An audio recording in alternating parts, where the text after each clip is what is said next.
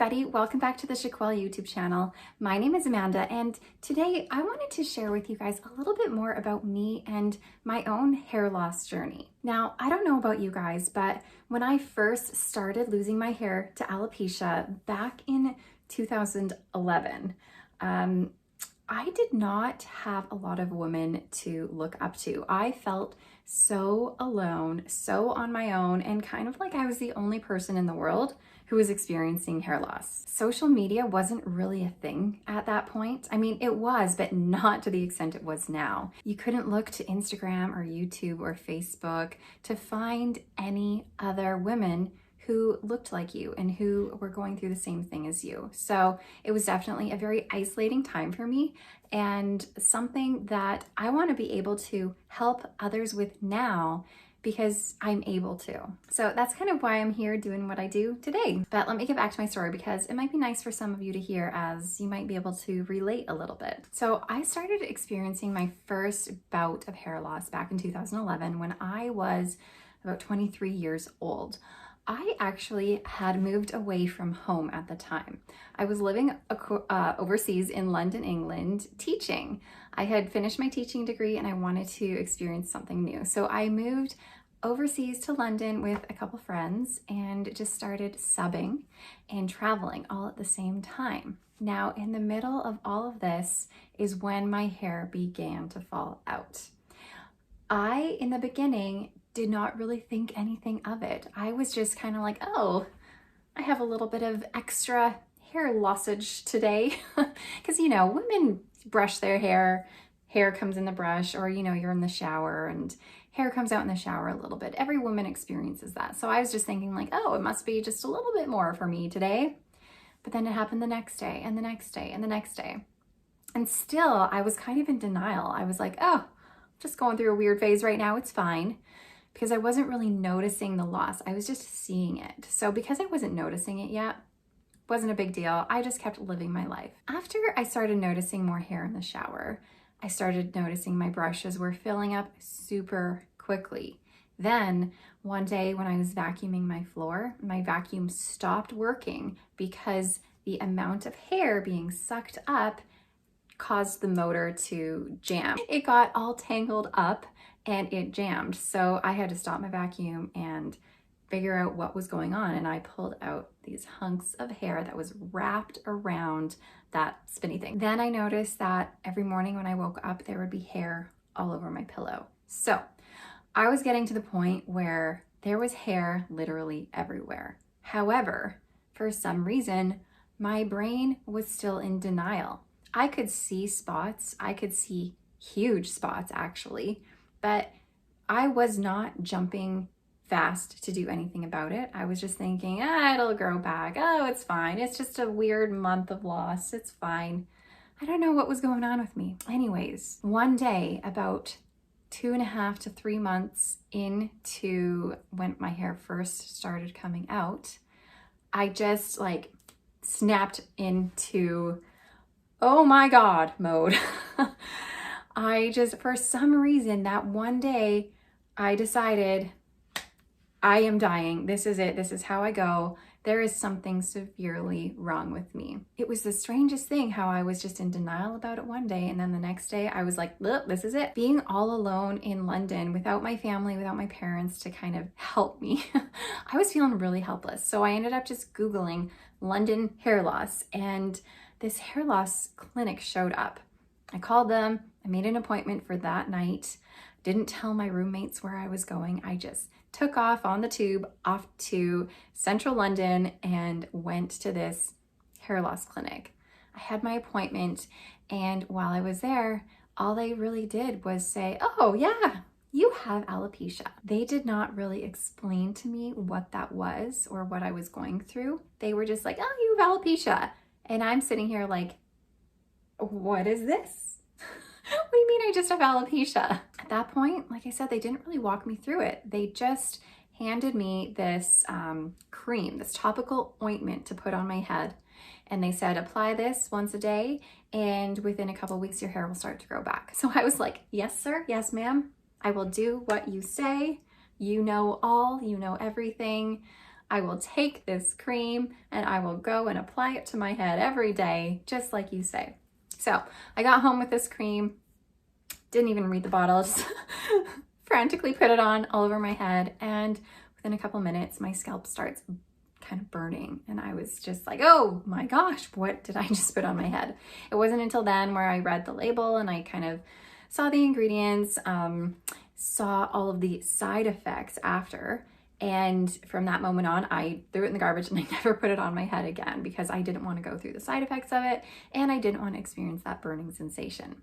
So I realized then that it was kind of up to me to try to figure out how to get my hair back, because that hair loss clinic certainly did not help me or make me feel safe or make me feel like I was going to be okay.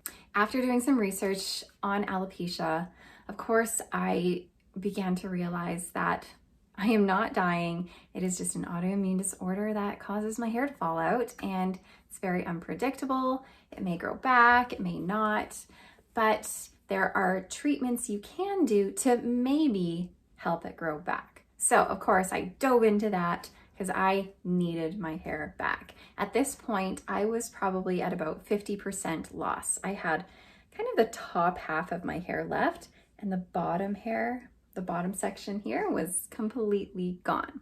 So after researching more, I looked into dermatology and I looked into steroid injections. So I found this really great dermatologist in London. I started going to him every couple months for a bunch of steroid injections into my scalp. Now, because I had such a vast space that had hair loss, my dermatologist warned me that, you know, this might not work. This is more geared towards alopecia areata in smaller patches, whereas I was experiencing quite a lot of loss. So he was like, we'll try it anyways. We'll see what happens. So I endured these steroid injections, which I did not do well with. I don't do well with needles. I don't do well with pokey things, especially into my head. So I actually ended up passing out, fainting, throwing up, all the things, but I still did it because your girl needed her hair back.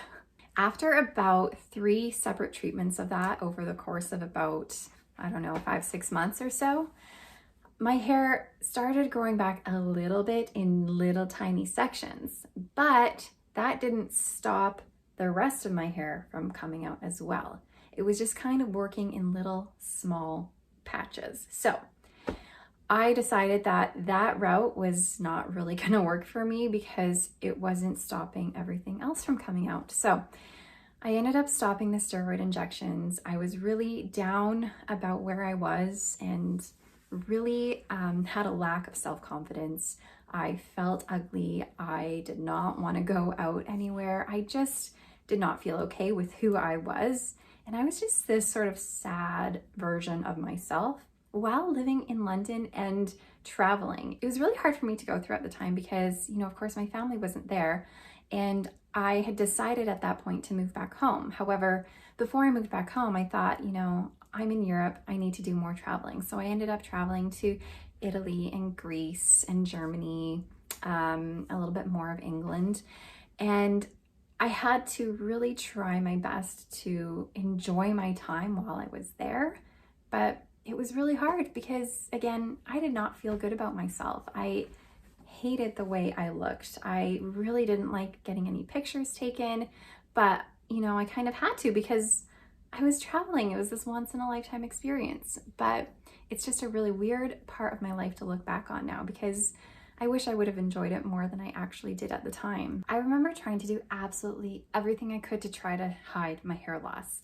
I wore a ton of scarves or bandanas so that there's a really big thick piece in the back where my hair loss was, and I would tie it in the front, part my hair certain ways. I cut my hair shorter myself because I was too embarrassed to go into a hair salon. But it was a daily struggle every day trying to find a new way to hide all of my hair loss. After I was done traveling, I moved back home, and you know what? The timing of this all actually couldn't have been more perfect because the only people who knew I was experiencing this massive shed of my hair were my few roommates and my parents. So everyone else back home where I was from didn't have a clue that I was experiencing all this hair loss. So that meant when I got home, none of them had seen me for over a year. So me and my mom, the day after I flew in, we went to a wig shop and I bought my very first wig.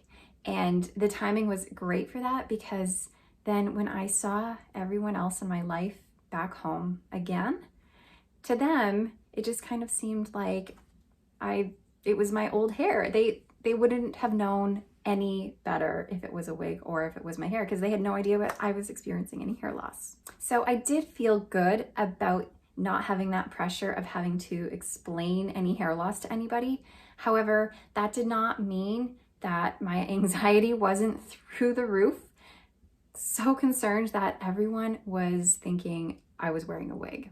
I was constantly worried if people were inspecting my hairline, inspecting my scalp, worried that someone was going to tug on my hair, worried that someone was going to ask me about my hair or ask me where I got my hair done or give me a compliment or anything. I did not want anybody to mention my hair at all, and it was giving me anxiety like you wouldn't believe. Even when I would get home, I would keep my wig on because I was concerned that someone was going to ring the doorbell at 11 o'clock p.m.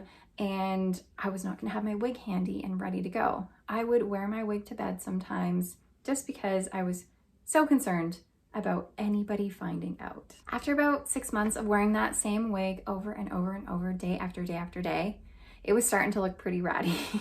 If you know anything about synthetic wigs, you know that if you wear them hard, they're gonna look a little bit icky over time. So I got to the point where I had to get a new wig. So I ended up going to the wig shop again and got a different wig. This time, this wig was a little bit more natural. When I look back to my very first wig, I cringe because it looked wiggy. It looked very wiggy, but at the time, I didn't know that.